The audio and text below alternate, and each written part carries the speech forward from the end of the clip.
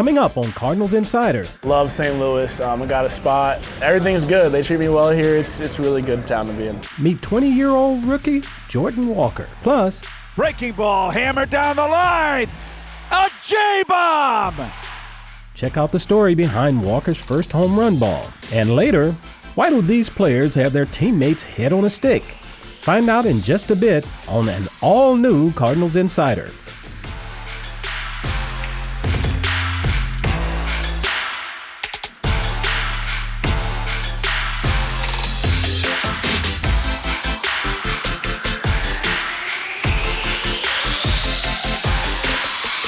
Welcome to Cardinals Insider. I'm Ozzie Smith. First-round draft pick Jordan Walker has made quite the first impression in the show. From his hot at bat to a new position in right field, Walker has acclimated well as one of the youngest Cardinals in history. Our Emily Stevens sat down with him before a recent game. Welcome in. I'm Emily Stevens, and joining me is Jordan Walker. Jordan, thanks so much for taking the time to sit down with me before the game tonight. Yeah. Let's backtrack a little bit to spring training. Obviously, it's probably been a whirlwind for you lately, but taking you back to Ollie's office, sitting down with him, hearing the news, what was that like? Unbelievable. I know I've been waiting all of my life to have that. And when he pulled me into actually Joe is the one who got me from the locker room. And when he pulled me into his office and had that conversation with me, it's just like all my dreams coming true within, 3 minutes? So it was unbelievable. And I can't express how happy I was when I heard the news, for sure. Did you happen to see the video of it later? I did see the video. It brought tears to my eyes a little bit. I think it was my family who first showed me the video. My dad's all over Twitter and everything, so of course he saw it first. But it was a really good moment for me. Speaking of that, who did you call first when you heard the news? My dad. So he was actually in Florida visiting me for the last 2 days of spring training. So he was there? So he was there, no but way. Then he went home, and then I got the news after the game. So as soon as I got into my car, I called him. We celebrated. I forgot what meal we had. We were calling everybody, all my family that day. So it was a really good day for me. That's awesome. Yeah. What's been the biggest difference playing in AA versus the big show? Pitchers are a lot better up here. AA pitchers, they have really good stuff. But they're there to work on their stuff for the big leagues. And a lot of those guys are going to be sitting in the big leagues in a couple of years. But they're just working on things in the big leagues. So a little bit more predictable, repertoire of what they're going to throw. In the big leagues, they throw everything at any time, so it's a little bit more difficult. But, I feel like just more time I'll adjust. But it's definitely, I think that's the biggest difference between the two. What's the transition to playing in the outfield like? I see you're working with Willie pretty early before games, too. You get here really early, man. You're putting in the work. But what have you learned from Willie so far? He's more of just to stay calm out there. I think that's the best advice he's given me. Obviously, moving to the outfield, a new position, there's a lot of things going through my mind, but he's really calmed me down out there. And I'm still working out there, but I feel like just, feeling a little bit more relaxed and getting better reads out there is really my goal coming up. I gotta ask, first big league paycheck. That has to be exciting. So was there anything special that you bought?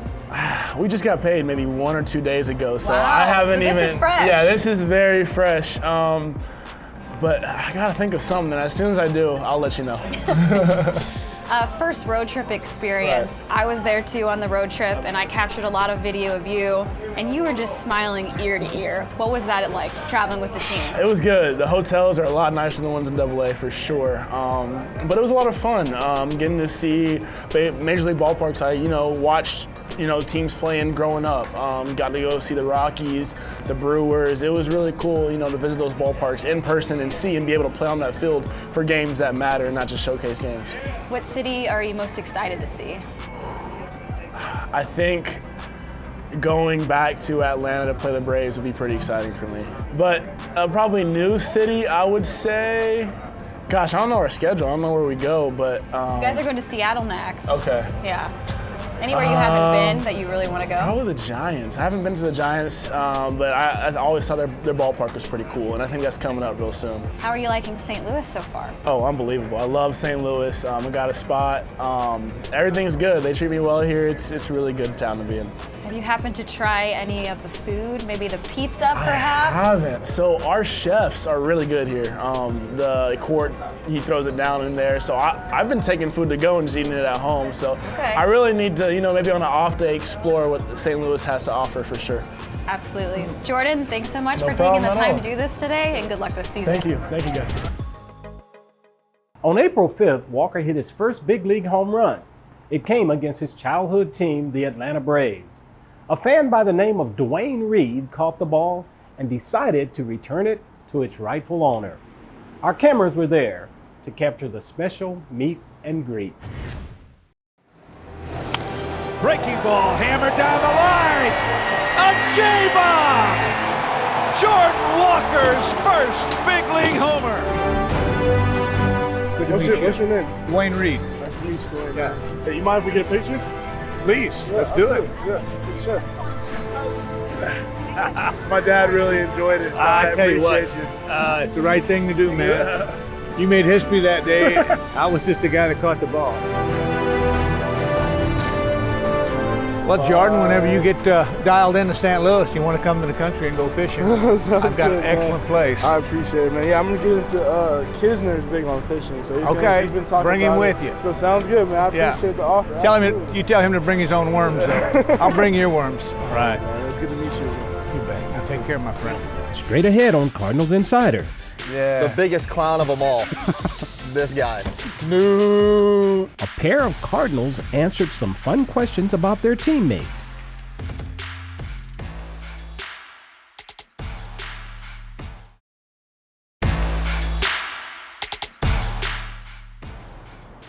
Welcome back. Andrew Knizner and Brendan Donovan answered questions about their teammates in a new game we call Heads on a Stick. First question, we'll start with, who's the best cook? Best cook? All right, that's tough. Nobody's ever cooked for me. Okay, if I'm gonna go on a whim, I'm probably gonna say Miles. Go Wayno. Looks like he can grill. So Miles fishes a lot. I figure he can whip up Cook some fish? Cook some fish some for good sure. dinners. I'm going with Miles. Who's the least likely to pick up the tab at the restaurant? I'll put myself up for that. I don't want to have to pay. But I would say Yepez for sure. Yeppy. Yeppy ain't paying. Yeppy's not paying. He's got the alligator arms for the check. Who's the most likely to run away and join the circus? Oh. Yeah. The biggest clown of them all. This guy. No. I agree. If a zombie apocalypse were to occur, who's surviving the longest and who's going to become a zombie first? Oh, easy. The longest, for sure. Zombie first? The zombie first is Yepez. He's getting chased down by a zombie right away. I think. Here, you can pick him. Who's gonna last the longest? This guy. Is lasting the I longest. think Miles can last the longest. He seems You're pretty not gonna put yourself? He seems resourceful. So you're just bowing out already? I'm gonna last long enough. All right, well then I'ma this last long guy's enough. gonna be the zombie first because he has no confidence. Most likely to eat something off the ground. Some kind of plant. I'm going This Yepez. I'm going guy. Yepez. No, in a healthy sense, Theo.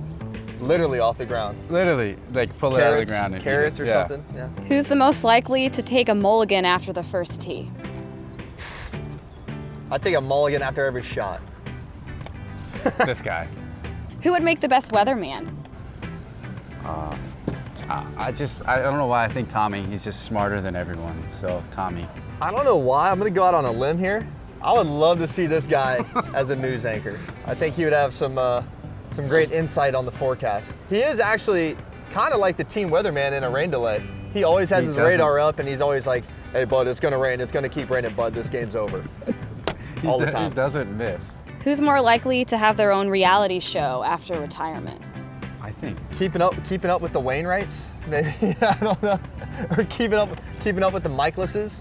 I think it's got to be Lars, right? More of a comedy show. Who's the most likely to join a band? Oh, easy. Easy. He's already a singer. I He already has an album could see coming this out. guy being in a boy band. No way. No musical Look at ability. these two together. Look at that. Be a nice duo, What though. would your name be? Pitch and catch. Coming up, hear from Mr. GQ himself, former Cards pitcher Joe Magrane. My gift was that I couldn't throw the ball straight. It always had movement. It always had late movement on it. That's right after the break.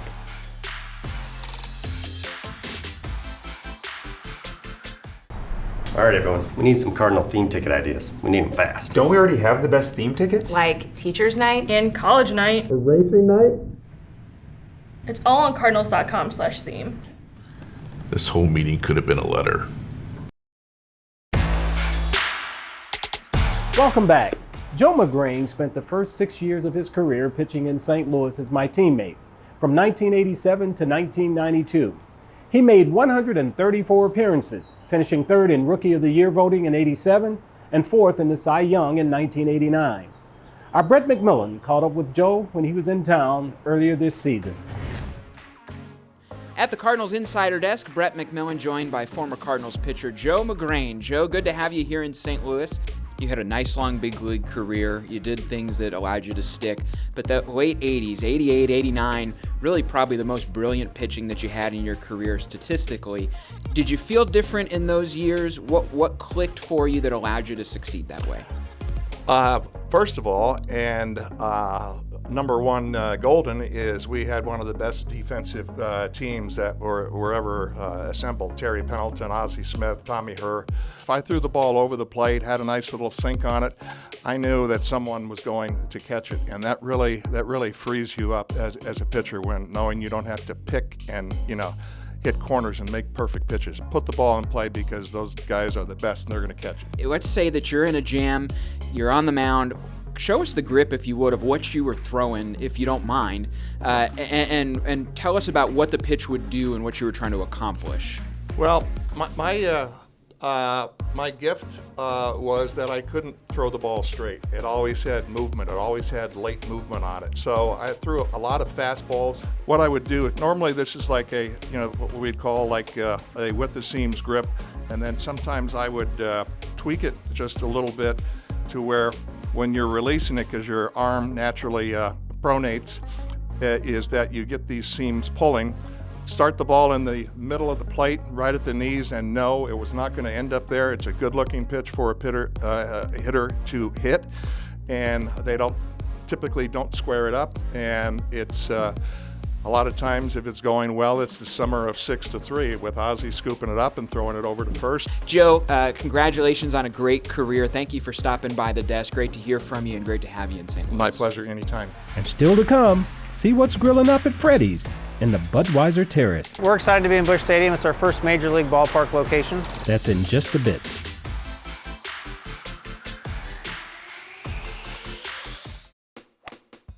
The Cardinals Care Ted Savage RBI Golf Classic is coming to Whitmore Country Club on July 31st.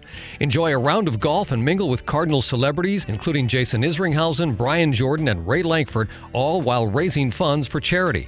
Registration includes golf with a Cardinals celebrity on course and pre- and post-golf refreshments, a golf swag bag, and more. Visit cardinals.com/golf to register.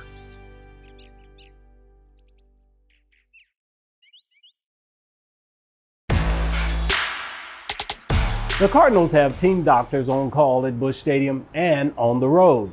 Let's meet some of the Mercy doctors who help keep the Cardinals in tip-top shape. So my name is Dr. Brian Mahaffey. I am the team physician and coordinator of Major League Medical Services for the St. Louis Cardinals. This is my 10th season at the Major League level. My name is Dr. George Paletta. I'm the head team orthopedic surgeon for the St. Louis Cardinals. I've been team physician for the Cardinals since 1998, and I've worked in conjunction with Mercy since Mercy began its affiliation with the team in 2012. You know, I have people ask me all the time, I never see you in the dugout, I never see you on the field, and my response to that is, good. You don't want to see me out there because that's not a good thing. But it's a team approach, and it starts with the athletic trainers, the physical therapists, our performance people, the whole program that we do. But once there is an injury, we're very much involved with what happened, how it happened, what do we need to do to get them better. And we work with the coaches very closely as well in the front office to make sure that everything is communicated appropriately and maximizing that player's health and well-being and ability to get back quickly, safely, better than they were before, and be able to maintain it so we don't have another injury after that. One of the advantages of being affiliated with and working with Mercy as part of the Cardinals Care Team is the moment when you get that athlete, be it a professional athlete, be it an amateur athlete, back to the level of performance that they want to be. So having Mercy and all of the specialists that Mercy offers available to us really makes that Cardinals Care Team that much more broad and that much more excellent for us to provide the care that the Cardinals need. There's a new burger stand now open inside Busch Stadium. Freddy's Burger Stand is located in the Budweiser Terrace and grills burgers from the time the gates open until the end of the game. Take a look. Budweiser Terrace has long been the party destination at Busch Stadium thanks to live music and happy hour pricing. This season, fans can add Freddy's frozen custard and steak burgers to the list of reasons to visit the outfield area. Freddy's is known for fresh, cooked-to-order food. We're excited to be in Busch Stadium. It's our first Major League ballpark location. We're bringing our original double steak burger and original double with bacon, shoestring fries, and cheese curds. While there's always a crowd, that line is always moving fast. Fans are able to get their food. They never miss a beat here at the game or whatever fun thing we've got up here in the Budweiser Terrace. Everything at Freddy's is great. My personal go-to is a double steak burger and the cheese curds. You gotta get the cheese curds. Today we decided to get Freddy's. I got the regular steak burger. I think he did too. Did you get the bacon burger? I got the bacon. Yeah, we have one back in our hometown. We're not from here, about 3 hours east, and we go there all the time. Our ballpark locations are great because our food is quick already, but this is a grab-and-go location, so the burgers are hot and fresh and always ready, and the fries are there for you, so you can just cruise through the line, grab what you want, and get back to your seat. When we return, I'm answering one of your questions. It's Ask Ozzie, and it's up next.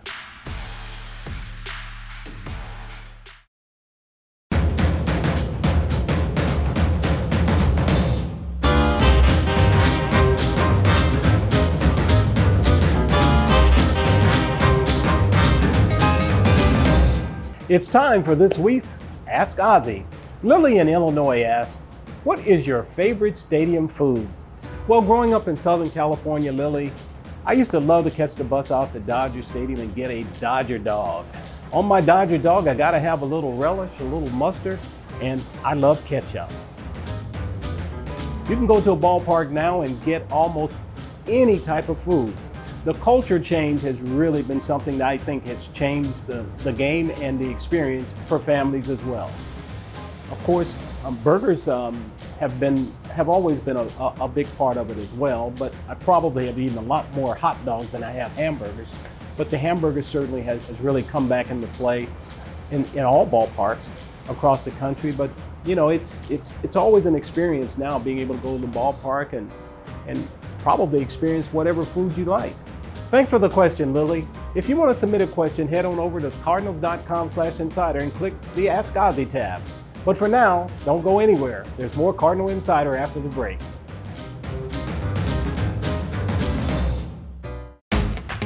Cardinals Insider is a team effort, and that includes you.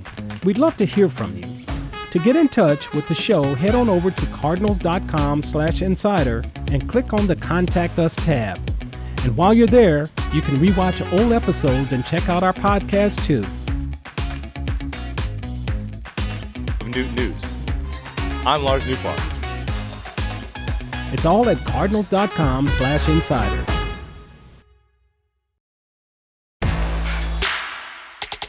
The entire team wore number 42 in honor of Jackie Robinson Day on April 15th.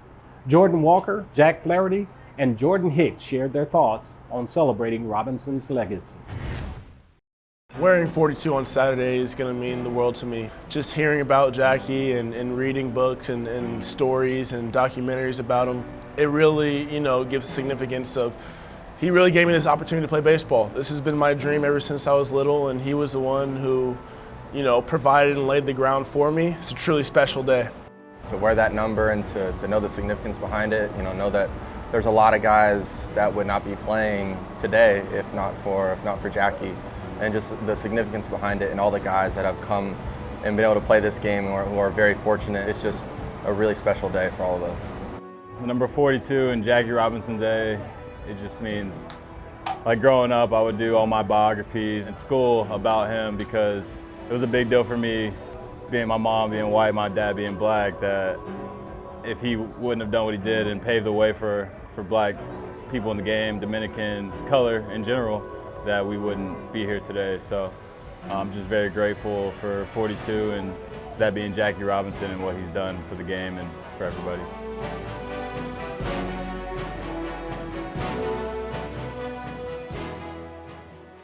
That's it for this episode. You can always catch us online at cardinals.com/insider or watch full episodes on YouTube. Thanks for joining me, and I'll see you right back here next week.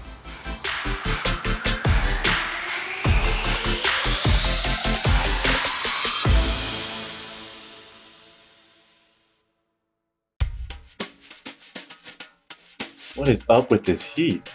Something's got to be wrong. Where's our utility guy? What's up, guys? I think the AC's broken.